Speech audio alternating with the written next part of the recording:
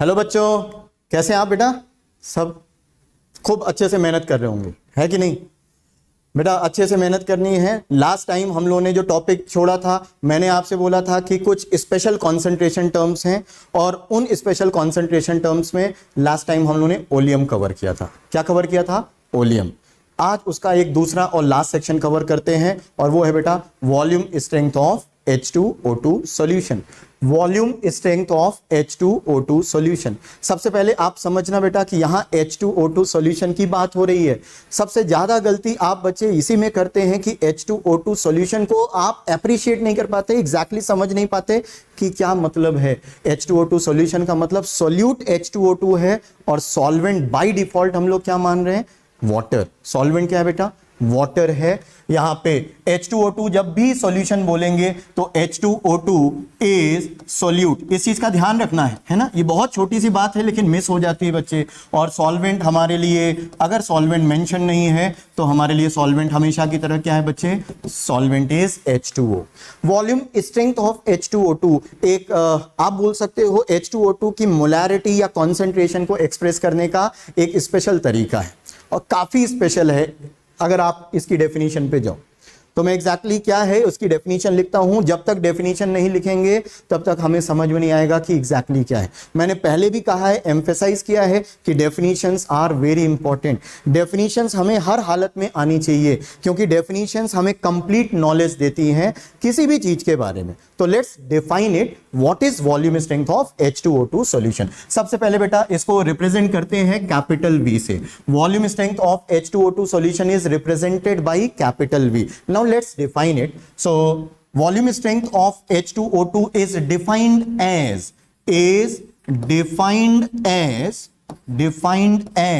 the volume of oxygen in liters. The volume of oxygen in liters evolve by complete decomposition of 1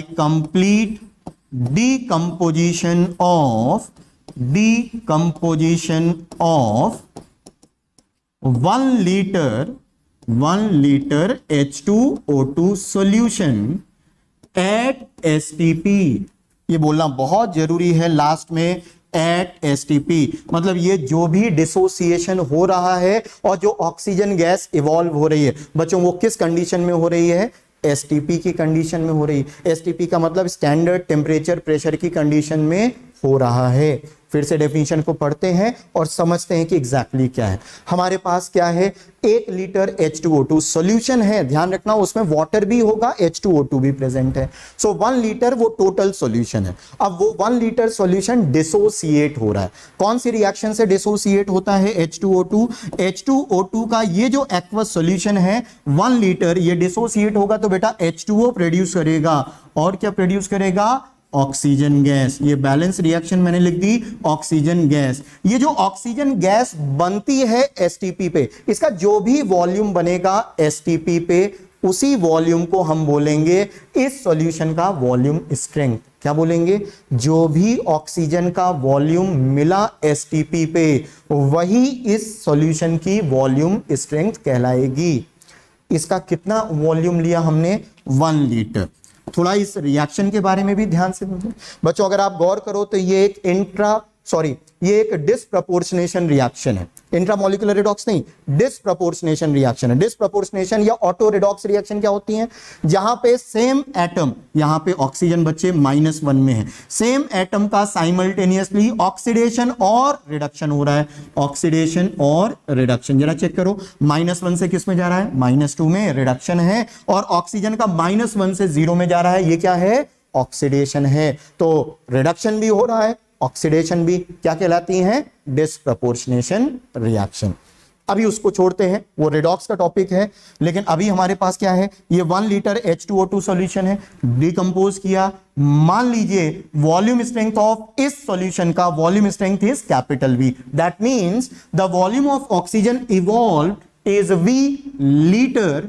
V liter at what condition? STP। STP पे इसका कितना litre evolve हुआ, we litre अगर evolve हुआ है तो इसका volume strength कितना है, वी।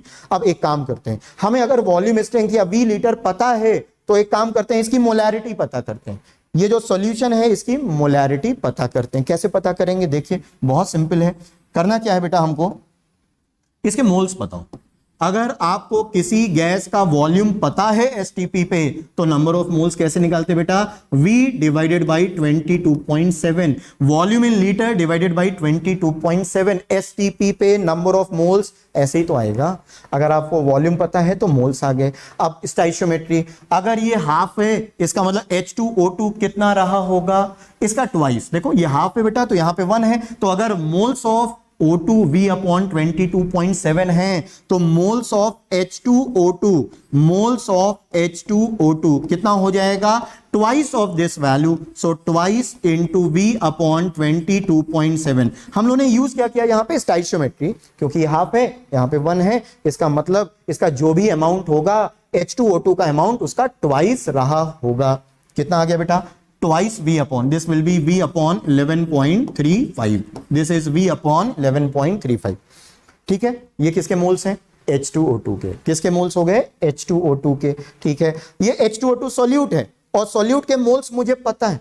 अब आपको मालूम है बेटा कि मोल्स ऑफ सॉल्यूट, अगर मोल्स ऑफ सॉल्यूट हमें पता करना है तो सॉल्यूट के मोल्स होते हैं molarity of solution into volume of solution. क्या आपको ये मालूम है कि नहीं, ये बेसिक डेफिनेशन है। वॉल्यूम ऑफ सॉल्यूशन किस में होना चाहिए, लीटर में। ठीक है, हमें ये मालूम है तो चलिए आगे बढ़ते हैं। Moles of solute V upon 11.35, molarity of solution with solution H2O2 solution. So molarity of H2O2 solution into volume of solution in liter. Now the definition says 1 liter of solution. This is the definition, what is saying is 1 liter solution. तो यहाँ पे 1 liter solution लिया, that means molarity of H2O2 is volume strength of H2O2 divided by 11.35. ये बहुत जरूरी है बेटा, formula आप याद रखें। So this is important, you need to remember it. बहुत अच्छे से याद रखें। अगर आप पुरानी एनसीईआरटी देखोगे या कुछ पुरानी बुक्स देखोगे तो वहां बच्चे आपको V अपॉन 11.35 की जगह 11.2 देखने को मिलेगा। क्यों 11.2 देखने को मिलेगा, क्योंकि पहले एसटीपी को आप 22.4 से रिलेट करते थे, है ना बेटा, 1 ATM हुआ करता था, लेकिन अब कन्वेंशन चेंज हो चुका है। तो अब हमें मालूम है कि 22.4 1 मोल गैस का वॉल्यूम नहीं है एसटीपी पे, बल्कि 22.7 लीटर है, और इसीलिए यहां पे 11.35 है। तो थोड़ा केयरफुल रहना, यहां पे 11.35 होता है। So this is the relation that governs molarity of H2O2 with volume strength of H2O2। अब एक काम करेंगे, इस पे कुछ एग्जाम्पल्स लेंगे ताकि हमें ये रिलेशन को यूज करना आ जाए, ताकि इस रिलेशन को हमें यूज करना आ जाए। एक काम करते हैं, एक क्वेश्चन लेते हैं। मैं आपको दे रहा हूं क्वेश्चन, और क्वेश्चन को आपको करना है। बहुत सिंपल सा क्वेश्चन है। क्वेश्चन ये है बेटा कि if volume strength of H2O2 solution is equal to, let's say 56.75, then find, आपके लिए 2 क्वेश्चन है बच्चे। फाइंड फर्स्ट इट्स मोलैरिटी, आपको मोलैरिटी पता करनी है सॉल्यूशन की। और चलो एक और क्वेश्चन है, सेकंड क्वेश्चन है वेट बाय वॉल्यूम परसेंट। और एक काम करना, क्वेश्चन करने के लिए वेट बाय वॉल्यूम परसेंट पता करना है। अगर wait by volume percent, I hope ये आपको पता होगा, वेट बाय वॉल्यूम परसेंट क्या होता है बेटा, weight of solute in gram divided by volume of solution in millilitre into 100। Weight of solute in gram divided by volume of solution in millilitre multiplied by 100। Try करो इसको, है ना।